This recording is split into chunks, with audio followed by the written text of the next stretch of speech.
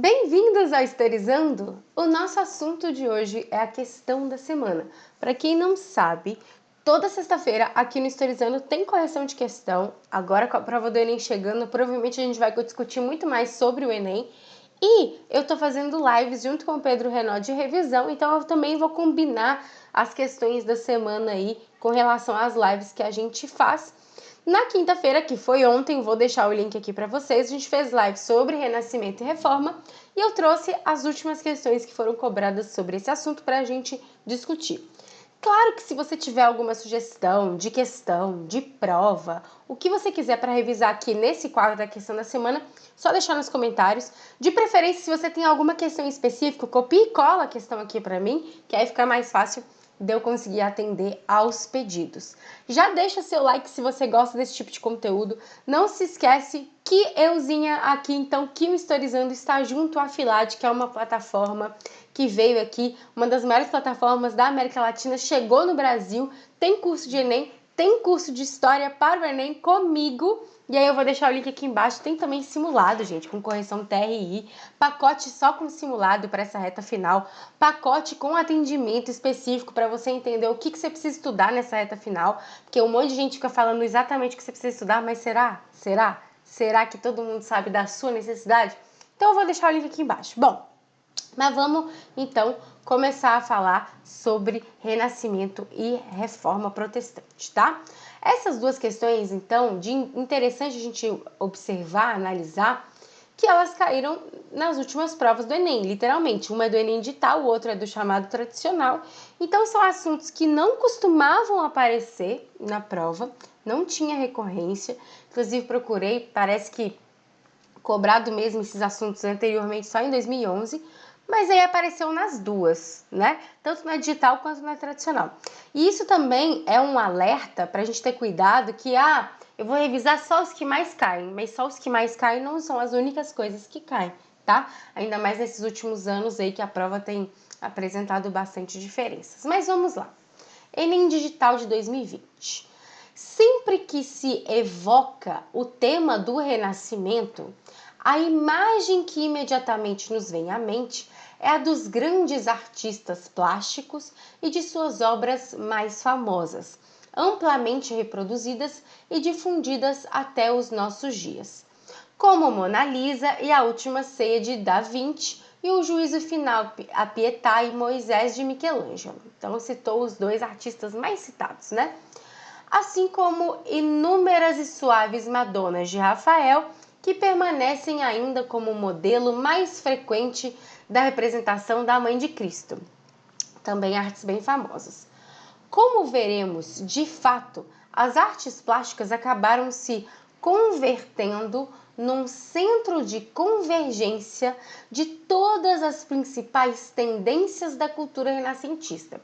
Basicamente, o texto está falando o seguinte: a gente pensa em renascimento, a gente pensa em arte. Consequentemente, se a gente pensa em arte, nós temos aí um centro de convergência. As artes plásticas acabaram, então, citando as tendências renascentistas. Se eu falo de renascimento, eu falo dessas tendências, tá? Esse é o texto. Esse movimento cultural, que movimento? Vamos sempre fazer o exercício. Então, o Renascimento, inserido no processo de transição da modernidade europeia, caracterizou-se pela, eu quero uma característica do Renascimento. Basicamente, está falando isso aqui. Eu quero uma característica do Renascimento, tá? Então, é uma questão base, né? Se você entende a base do Renascimento, e aqui ajuda bastante o texto, você consegue resolver. Validação da teoria geocêntrica. O que é a teoria geocêntrica? A Terra no centro do universo. É uma validação da teoria geocêntrica? Se você viu a live de ontem, se não viu, aconselho a ver, eu vou deixar os cards aqui. Tem vídeo de renascimento aqui também, tá, gente? Mas é que a live foi literalmente ontem, então tá fresquinha. Mas se você viu a live de ontem, a gente sabe que renascimento, por mais que ele fala artes, tem a discussão do racionalismo da ciência. Aqui, na verdade, o Renascimento, né, e alguns cientistas estavam contestando o geocentrismo e não validando o geocentrismo. Então, isso é o oposto do que acontece. Valorização da integração religiosa. O que tem que tomar cuidado aqui? Aqui cita a religião, não cita? Cita. Mas o Renascimento, ele está valorizando o integrar, o juntar as questões religiosas junto com tudo, ou justamente fazer essa separação, né? E valorizar mais outras coisas além de questões religiosas. Cuidado, os renascentistas, eles são religiosos? Claro que são, não tem uma ruptura, renascimento não é ruptura, tá? Em nenhum momento. Mesmo porque a própria alternativa tá falando assim, alternativa não, a questão tá falando assim, gente, é um processo transitório. Se é um processo transitório, eu não tô rompendo com nada, tô passando por uma transição, tá? Beleza? Então, não é uma ruptura com a religiosidade de jeito nenhum, mas também não é uma integração. É uma tentativa de separar, de compreender as questões religiosas, tanto que a reforma tá no mesmo contexto, não é à toa, tá? Uma questão do individualismo. Então, tudo isso são características que estão acontecendo, estão transicionando. Então, eu não vou valorizar a integração, eu vou começar a questionar o porquê de tudo estar integrado com as questões religiosas. A afirmação dos princípios humanistas, aí falou a língua do Renascimento, né? O humanismo, inclusive, é uma das características do Renascimento, né? Que a gente conversou, inclusive, na live ontem. Vou parar de citar a live, peço perdão, mas é porque, literalmente, né, tá tudo junto. Mas o humanismo, sim, é uma característica do Renascimento. Agora, olha só. Digamos que você nem tem entendido o texto. Vai que acontece. Tudo bem. Se você conhece a base do Renascimento, essa questão é o quê? Fácil, né?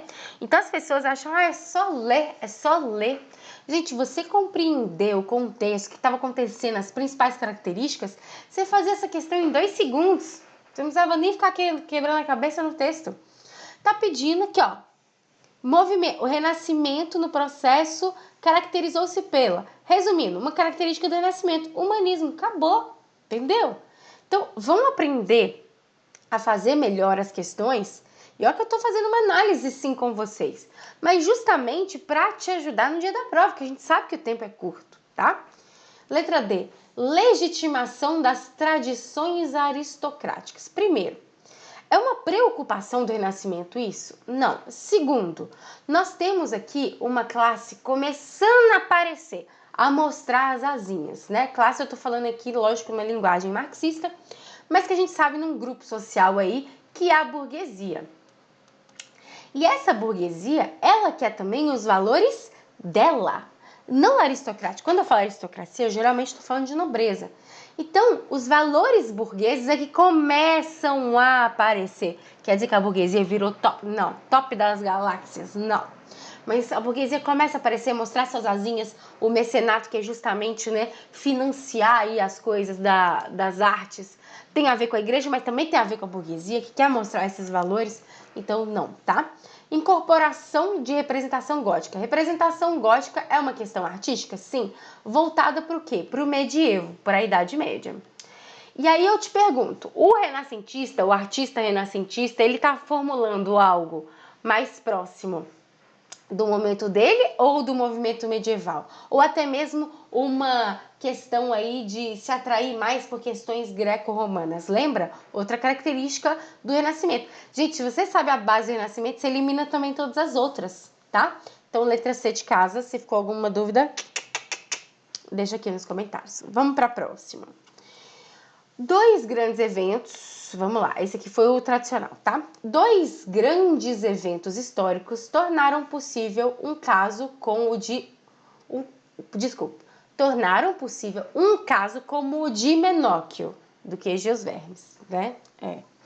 A invenção da imprensa... Gente, esse livro, desculpa interromper, esse livro aqui é um clássico da historiografia. Quem vai fazer história? Você pretende fazer história? Comenta aí. Se já fez história, comenta aí. Esse livro é clássico, clássico, clássico, clássico. Se você não vai fazer história e curta história, lê também. Pode ser que você curta, né? Como de Menóquio, a invenção da imprensa e a reforma. Beleza. Então, ó, 2 grandes eventos. Invenção da imprensa e reforma protestante vão tornar possível o caso do Menóquio. A imprensa permitiu confrontar os livros com a tradição oral em que havia crescido e lhe forneceu as palavras que nele conviviam. Você tem a imprensa, mais divulgação de conhecimento. Quer dizer que agora virou internet? Não, mas é mais divulgação do que antes. A reforma lhe deu audácia para comunicar o que pensava ao padre do vilarejo, conterrâneos inquisidores, mesmo não tendo conseguido dizer tudo diante do Papa, dos cardeais e dos príncipes como queria. Então, menor que a história de um cara aí, conexões com a questão religiosa e conexões com a questão da invenção da imprensa. É essa a grande questão aqui do texto. Os acontecimentos históricos citados, que aconteceram... Por isso, gente, é muita atenção. Assim que você está lendo, se você prestou atenção no texto, isso é muito importante. A gente acha que não, que é bobeira. Já falei isso aqui mais de uma vez na questão da semana. E vou continuar falando na sua cabeça até você entender que é importante. Você está lendo aqui o enunciado, você já vai conectar com o texto, entendeu? Os acontecimentos. Tá, que acontecimentos? Reforma, invenção da imprensa. Você vai então colocar: a invenção da imprensa e a reforma protestante ajudaram esse indivíduo, que é o Menóquio, no século XVI, a repensar a visão católica do mundo, ao possibilitarem o quê? Basicamente, o que você vai ter que responder aqui? O que é a reforma protestante? Junto com a invenção da imprensa... imprensa, eu ia colocar um P. Enfim, o que é a reforma protestante? Junto com a invenção da imprensa, pode possibilitar dentro dessas alternativas. Consulta pública das bibliotecas reais. Se essas bibliotecas reais já existissem, qual que é a diferença? Né? Porque a invenção da imprensa não inventou uma biblioteca real, tá? Não tem como. A invenção da imprensa vai espalhar mais o conhecimento, vai permitir que mais pessoas tenham acesso. Sofisticação. Ô, gente, tem cachorro latindo, eu peço perdão se vazar esse som, mas assim, infelizmente, né, não posso impedir o cachorro do vizinho de latir. E é assim, sempre que eu tô gravando, mas tá tudo bem. Sofisticação barroca do ritual litúrgico. Gente, misturou um monte de coisa aqui que não tem conexão. Ai, Tati, o que significa isso? Sofisticação do ritual da igreja, basicamente, né? Barroca, tipo um estilo artístico. Aceitação popular da educação secular. Toma cuidado com isso. O que quer dizer aceitação? Desculpa, o que quer dizer educação secular?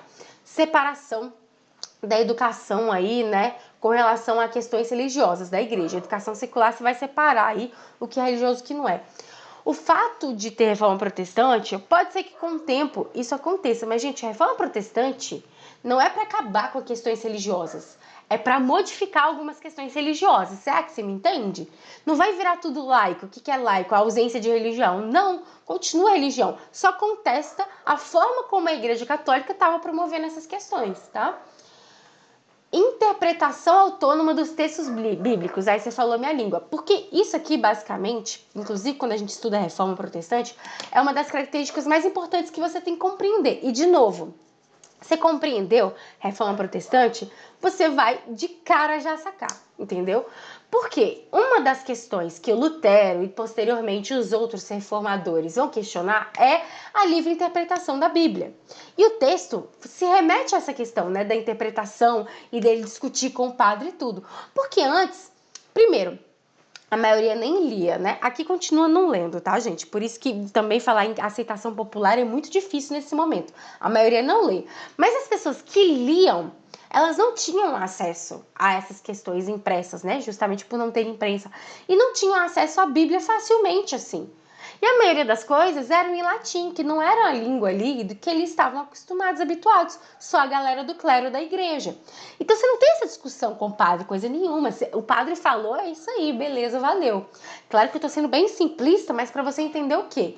Se eu junto a reforma protestante, que justamente contesta que as pessoas não têm o acesso, o livre acesso à Bíblia, que as pessoas não têm o conhecimento da Bíblia, assim como a galera do clero. Ou também que o Lutero mesmo fala da salvação pela fé. A pessoa sozinha, ela consegue ali ter a sua própria fé. Ela não precisa ficar indo na igreja toda hora, todo momento, consultando o clero o tempo inteiro, tá?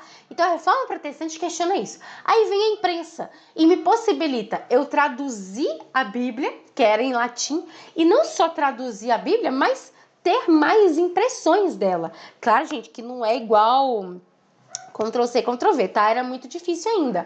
Mas em comparação a antes, era um processo que facilitava. Então eu tenho uma interpretação autônoma, né? Autônoma em que sentido? A pessoa vai interpretar o texto bíblico. né? Que é uma coisa que, inclusive, o clero temia bastante, justamente por isso não fazia isso. Mas deu para entender aqui? Agora, ó, essa aqui, ó. Correção doutrinária das heresias medievais. Não, que confusão para nada.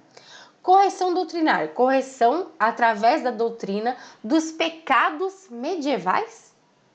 Não, né? Não tem nada aqui. Então, interpretação autônoma do texto bíblico. Ó, o que você pode confundir aqui é que você vai pensar, ai, mas tem heresia, tem usura, tá, mas vai voltar lá na Idade Média para falar isso, sobre isso? Não, não é essa a questão.